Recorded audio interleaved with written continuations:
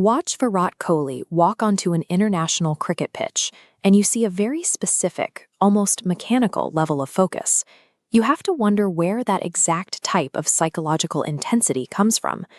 This specific drive took shape in a single night of extreme loss when he was 18 years old. To understand the icon, we have to examine the darkest hours of his life and the specific moment he replaced traditional grief with a hyper-targeted focus. It's December 2006. An 18-year-old Kohli is playing a crucial domestic Ranji Trophy match for Delhi. At the end of the first day, he has 40 runs not out. At 2:30 in the morning, the match is interrupted. His father suffers a sudden medical emergency at home, and Kohli watches him breathe his last. They drive him to the hospital, but he cannot be revived. His family immediately breaks down in the aftermath. Kohli experiences something different. He feels completely blank.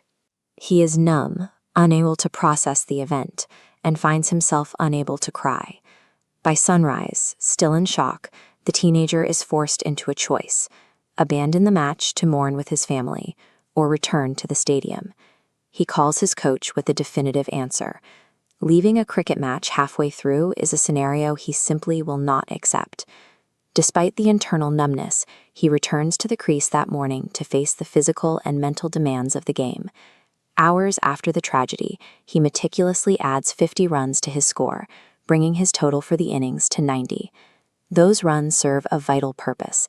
They save the Delhi team from the follow-on, a critical penalty that often leads to a match-losing deficit.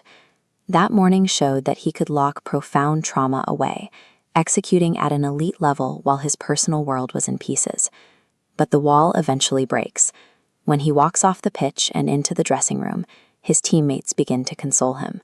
The weight of the morning finally hits. He breaks down, releases his grief, and leaves for his father's funeral rites. Standing in the shadow of his father's dream, he makes a vow to his brother. He will play for India. That promise instantly stripped cricket of its status as a mere passion. It became his first priority, subordinating every other aspect of his life. He took a moment of paralyzing loss and channeled it into a hyper-targeted, lifelong objective. 2 years later, in 2008, the promise manifests for the first time.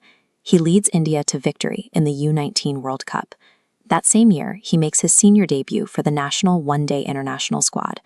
By 2011, the realization of the dream is complete. He joins the senior squad in lifting the Cricket World Cup and makes his Test debut shortly after. His rise through his early 20s was a deliberate chain reaction, ignited by the vow he made on that night in 2006. Looking back at his career, the mature Virat Kohli identifies his father's passing as the absolute most impactful event of his life. He built his career on a specific type of resilience, a belief that falling down is inevitable, but the mechanics of fighting back are things you can master in the dark. Kohli's legendary status is more than a byproduct of raw talent. It is the physical, living manifestation of a promise made by a grieving teenager in the middle of the night.